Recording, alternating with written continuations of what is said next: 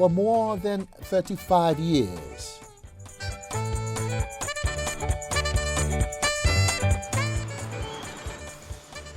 The economy of one country has performed better than the economy of every other country in the world. That country is the little-known African Republic of Botswana.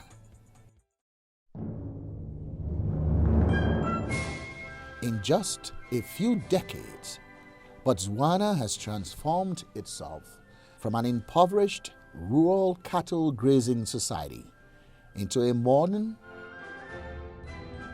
democratic, upper middle income country that is truly an African jewel.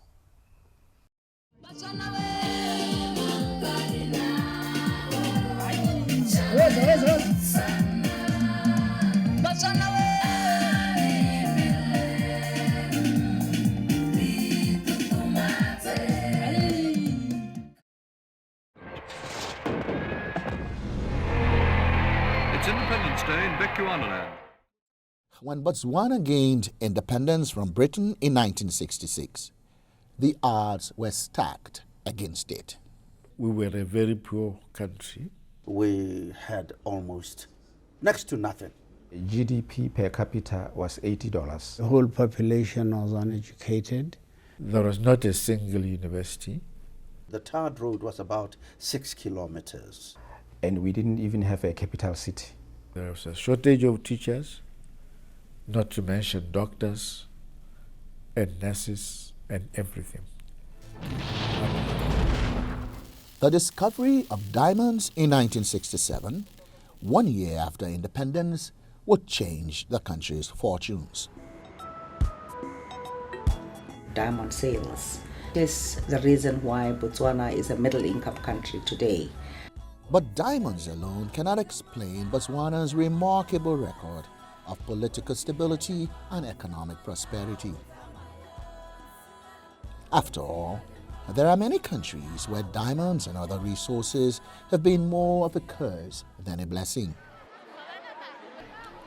To find the reasons for Botswana's achievements, we must, therefore, look beyond diamonds to a confluence of factors, including a culture and traditional governing system that emphasizes broad participation in societal decision-making. Our democracy was founded on our traditions. Our traditional leaders were expected to account to the people in a setup or an institution called the Khotla. The Khotla system, which required a king or leader to convene regular meetings to discuss major issues, provided everyone an opportunity to freely criticize their leaders.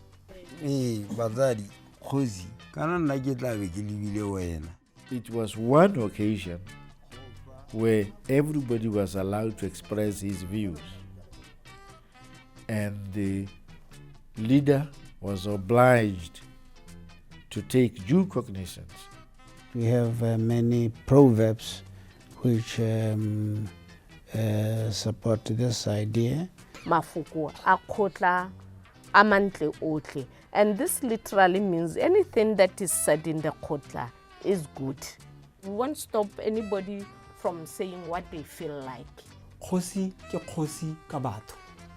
In other words, a chief or a king is a chief because of the people. He derives his power from the people. Every woman has the potential to produce the wisest man. So the chief is one of us. He has not descended from the heavens above. For a people steeped in a tradition of direct participation in the governing process, the Western-style democracy that they adopted after independence was not a totally new concept. We didn't learn democracy from the Western world, from colonialism, or from independence. When Lincoln said, democracy is government of the people, by the people, for the people, we knew exactly what he was talking about. And we thought he had seen our structure of democracy here. We knew that ours was natural and traditional. Fortunately for the people of Botswana, British rule was largely limited and did not destroy the traditional governing system as it did in the rest of Africa. And we became a colonial possession in a different sense from the type of colonies which were invaded, raided, captured, and so forth. Although it had declared Botswana, which it called Bechuanaland, a protectorate in 1885, Britain had little or no interest in this barren and largely arid land parched by the Kalahari with no known mineral deposits at the time. The British would establish a limited physical presence in 1895 only after 3 Tswana tribal chiefs, in an extraordinary act of diplomacy, sailed to England and successfully petitioned Queen Victoria to prevent the Afrikaners and the British mining magnate John Cecil Rhodes from annexing Botswana to South Africa. The arrangement was indirect rule. The chiefs would continue to rule their tribes, but the British would protect, would hold responsibility for foreign affairs, as it were. Most of our tribal administration and our social structure remained intact. It is those institutions that will form the bedrock upon which the modern Botswana state is built. It also helped that the country is largely homogeneous.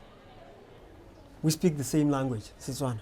The difference you would pick up between my language and her language, for instance, it's a simple L in between consonants. For instance, when you say, I am coming, they would say, kiatla, or keitla. I would say, kiata. Botswana also owes its political and economic success to the qualities of its first set of leaders, particularly its first 2 presidents, Seseretsi Khama and Kwet Mesedi.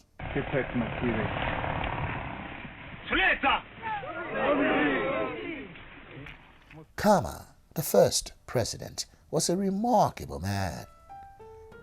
Heir to the throne of the Bamangwatos, the largest of the 8 Tswana tribes that make up the bulk of Botswana's population, he fell in love with and married an English woman, Ruth Williams, while studying law in England.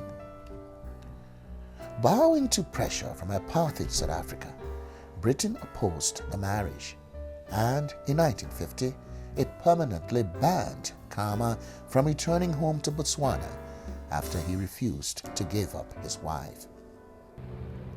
After 6 years in exile, the British allowed Khama to return home with his wife, only after he agreed to renounce all rights to the Bamangwato throne.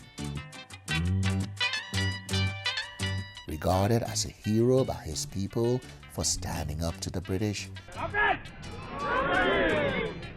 Khama would eventually lead them to independence, become their first president, and by his leadership style reinforce their democratic traditions.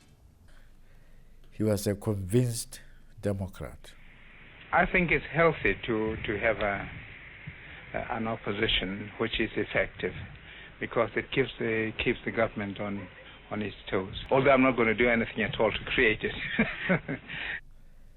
He was a traditional leader, a relatively wealthy man, at least by the standards of our country, and could have behaved otherwise. One of Khama's first actions as president would mark him as a true nation builder. Under the British, the rule was that mineral resources belonged to the tribes in whose territory the resources were found. Virtually all of Botswana's known diamond reserves were found in territory controlled by Khama's tribe. Nonetheless, Khama pushed through legislation establishing that diamonds and all other resources, irrespective of where they were found, belonged to all the people of Botswana. I think that one was an absolute genius. One of the best decisions the government made at the beginning, because it precluded the possibility of different ethnic groups making invidious comparisons between their condition and that of the next, which could have led to communal strife at the best, or civil war, actual civil war at the worst. The other key decision that set Khama and his colleagues apart as visionary leaders centered on how to use the country's newly found wealth. We already had identified the national priorities: education and training, rural water supplies, primary health care. Then, of course, the basic infrastructure which wasn't there. Building roads, in the first place, gravel roads, so that you can go from one part of the country to another. So focused were the leaders on development that they pledged to use diamond revenues only for the identified priorities. So it was resolved that diamond revenues would be used only for the development budget. In other words, not to pay ourselves salaries or increase our allowances or anything, on the grounds that both diamonds and copper nickel will be depleted someday. And we said that we should be able to say, when that happens, when people say, "What did you do with the money?" we should say, "We trained our people." So education and training became priority number one. They then set out to achieve their development goals through a deliberate and well thought out plan of action. When it came to health, we didn't try to build impressive hospitals. Our priority in the health sector was primary health care and public health.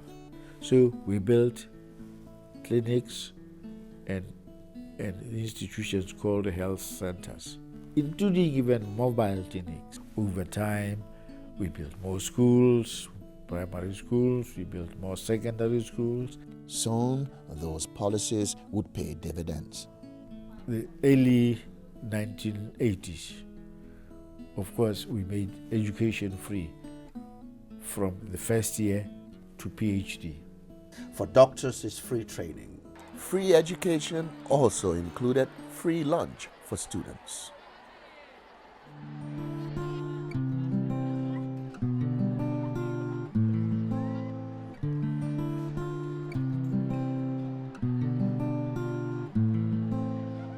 The government also guaranteed everyone free health care, from consultation to the most advanced surgeries and treatment. No one in this country is 8 kilometers away from a health center. Yes, it's 8 kilometers. And those who might be 9 to 10, say, for instance, we have what we take health services to them. Any person in our country who is HIV positive and requires the prescription of antiretroviral drugs, he receives them, and free of charge. Together, these policies have in one lifetime lifted the standard of living in this country. Most Botswana, as the people of Botswana are called, live in well-planned communities, in decent, if modest, homes. Those who can afford to splurge on homes do so with relish. Flushed with disposable income, the burgeoning middle class here crowd shopping malls.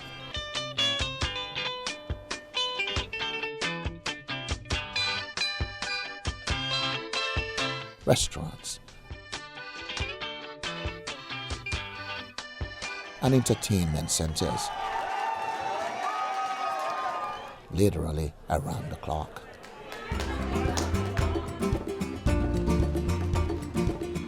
The Kotu family is typical of the educated and upwardly mobile families the country has produced. How are you, my baby? You look so quiet today. Are you tired? This is Kamohelo, our daughter. She talks about being a lawyer. This one here is my sister's boy. He's my nephew, Ratile Kotu. He's doing standard 2. And this is my wife, Tuelo, this beautiful lady. I'm Oteng Kotu, working as a teacher, but then part-time there's a business that I do. Life in Botswana is good, it's great, it's a peaceful country. I would say it's great. I can't complain, and I think we're going somewhere. Botswana's economic success has drawn many from other countries. I'm a foreigner from Zambia, and I've settled here. My family is all here. I found a home in Botswana. Economy is great. I do my own business here. I'm doing electromechanical works. I'm an engineer, and I'm happy. We came here on a study abroad program, and we're studying public health. I like it here. I feel safe, and I feel at home with the family I'm staying with, so it's been very good, very positive experience. I don't know, it's just beautiful, and it feels like home. It's kind of weird. It just feels homey. I mean, it's just like the U.S., but I walk everywhere instead of driving my car. If you can get around in any American city, you'll be 100% fine in Botswana. There's nothing. I haven't experienced anything here that I wouldn't have experienced at the Port Authority in New York City. And we're taking public transportation every day, and it's as good, as easy, if not easier, than anything I ever took in the U.S. So. Thanks to the success of its economic policies, the ruling party, the Botswana Democratic Party, the BDP, has won all 10 elections held here since independence. And even the opposition concedes that all elections here have been free and fair. Someone will have to win and someone will have to lose. And we must learn to be good losers and good winners.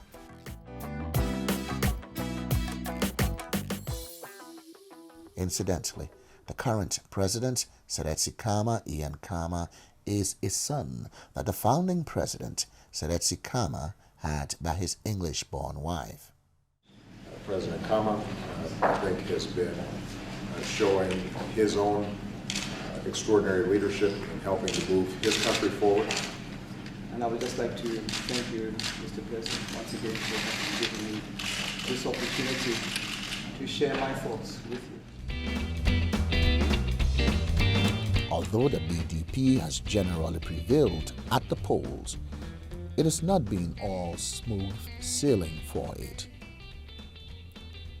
In 1969, for example, Meseri, who was then vice president and, under the Botswana constitution, was required to be a member of parliament, lost his seat in a hotly contested election. Personally, I was disappointed I lost. But for the history of our country, I think that was great. Because here we had said we were a multi-party country, and here was the vice president being defeated by somebody from another party. And that didn't cause any problem. The government responded not by attempting to rig the election or suppress the opposition. Instead, it launched an accelerated development program designed to more quickly and broadly spread the benefit of economic growth. At the ensuing election, Meseri sought to regain his seat, and the voters responded favorably. The result was that I won handsomely. In 1980, following the death of Khama, Meseri assumed the presidency and oversaw the full blossoming of the country's economic and development plans. Masire was a doer and a very humble man. And he's the one who grappled and tried to understand economic development issues. He is a workaholic. He worked very, very hard, much harder than the boss. After 18 years as president, Maseri stepped down in 1998 and was succeeded by his protege, Mohai. 10 to 15 years. Perhaps no one in Botswana was better qualified by virtue of training and professional experience to take over the mantle of the presidency than Mohai. I was a civil servant for 22 years. And I had to work with the Ministry of Finance until I was permanent secretary there. Then, of course, I was what we call permanent secretary to the president, or cabinet secretary to the cabinet. That's the most senior position in our civil service structure. Then I was appointed Minister of Finance and Development Planning. So in a way, I had been broadly trained, apprenticed for running the administration. It was now left to him to consolidate the gains of his predecessors. I saw my duty as deepening and broadening of our democracy and the development of certain institutions like the press, like the empowerment of women, the expansion of educational facilities. Those are some of the things. Then, of course, those things that I didn't plan was AIDS came along. I had to fight it because it cut across everything else that we were doing. As a result of his policies, previously marginalized sectors of the society, including women, have made major gains. The country, for example, saw its first woman take office as Kosi, or a traditional ruler. 2002, after the passing on of my brother, I became the chief. The Kotla meeting that was held for that purpose, they came around and I explained my position that I believe I'm capable to handle the duties of a tribal leader or a community leader. All the men agreed with me to become the chief, except maybe two voices that were dissenting. But the only reason they could advance was because I'm a woman. But we are now friends with those men. Everything is going normal. I didn't pick any fights with them. They tried to run away from me, but I brought them along too. And I haven't had anybody so far who's unhappy with my leadership. Other women have found their niche in the private sector. I'm a contractor, civil contractor. I started in 1992, and at that time there were no women, as the industry was thought to be male industry. But I ventured into that out of keenness and the challenge that was involved in it. Botswana has clearly had a remarkable run, but there are major challenges on the horizon. The recent worldwide recession has led to a sharp decrease in the demand for diamonds, which has affected the country's bottom line. We had to close 3 of the diamond mines. We have since opened 2, but 1 is still closed. The government also responded by cutting back on spending. We still guarantee 12 years of education for every Motswana. But we want parents to make a contribution, 5%. With tertiary education, we said if you are doing a science subject, you continue to get free scholarship. If you are doing non-science degree, then we'll give you an interest-free loan. More significantly, Botswana's diamond reserves are expected to be depleted by 2030. We knew that where the diamonds are will one day be just open holes. But the country is therefore hopefully forever. And therefore we have been struggling with trying to diversify our economy. The agency taking the lead in the diversification effort is BEDIA, the Botswana Export Development Investment Authority. We long abolished exchange controls, and most importantly, we have no limit or restriction on repatriation of profits from your investment. And we happily repatriate our dividends every year without any issues from the regulator. The regulatory environment for the financial services industry in Botswana is quite advanced, and as far as I'm concerned, is well managed. And the rating agencies continue to have confidence in the authority's commitment to a stable and credible macroeconomic management. So external investors will also recognize the efforts that Botswana is doing and choose Botswana as a destination where they can do business. We influence policy to enable the private sector to expand its operations, to help the country improve the business climate so that we can attract investment from outside as well. We want more Americans to visit Botswana, to come here with investments. There's plenty of potential. We are the richest, I think, in the region, in Africa, in minerals, in wildlife, and we have a lot of potential in agriculture.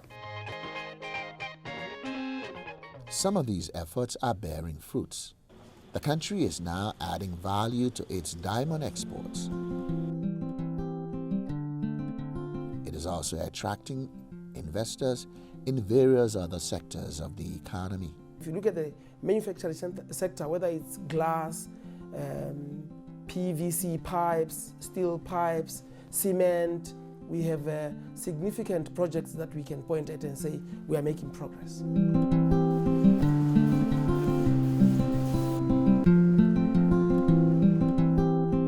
We have an abundance of hides and skins, and we would like to prepare them to a stage within the country where they can be used for manufacturing final products. The other sub-activity of that within the leather industry is getting investors to come and manufacture products like shoes and other leather products. While Botswana looks out for new areas of growth,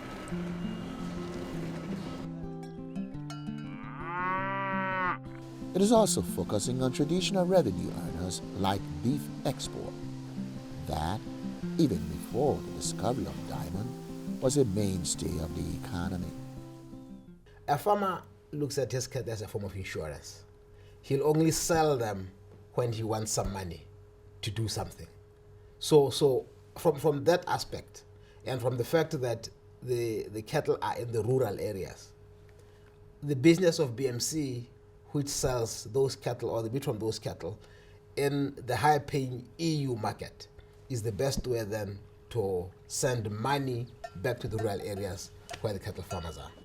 Diamond money you see in the infrastructure that the government puts up for our people, the roads, the schools, the clinics, whereas beef money goes where everybody wants money to go, into your pocket. The government's commitment to the meat industry is reflected in its support for a sophisticated vaccination industry that churns out vaccines to deal with cattle diseases such as the foot and mouth disease. Over and above vaccine production, the Vaccine Institute is also a reference center for foot and mouth disease designated by the World Organization for Animal Health, OIE, since 1985.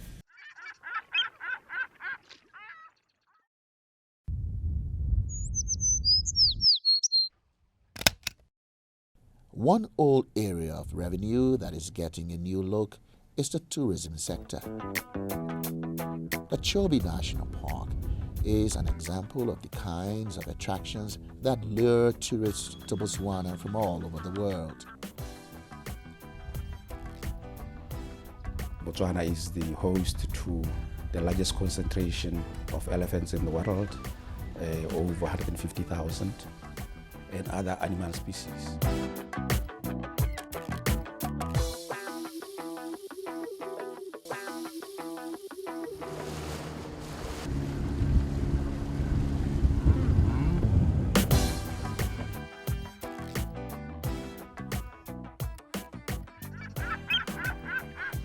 Drive just 30 minutes from Chobe across the border into Zimbabwe, and you see this, Victoria Falls, or as the people here call it, Moasi Oyatonia, the smoke that thunders.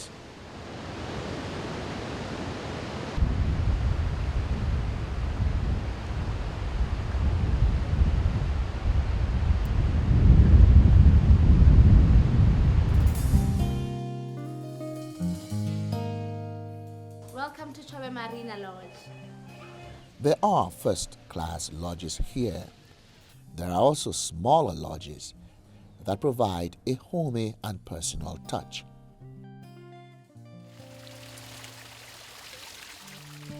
At the end of the day, the prevailing sense here is that the best hedge against future economic uncertainty is the heavy investment the government has made in its people.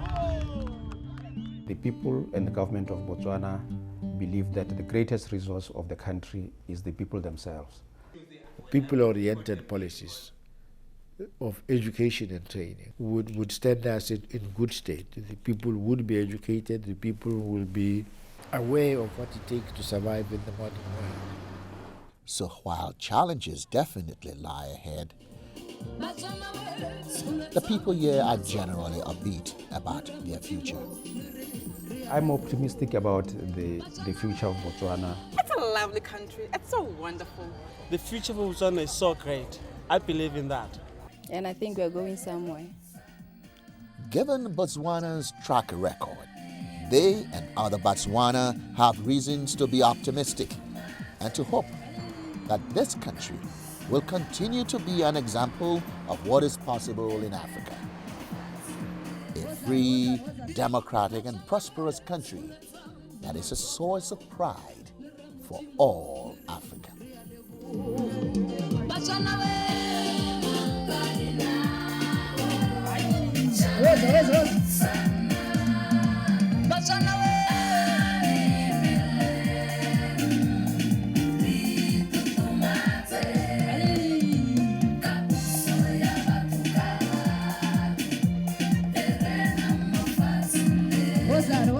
that?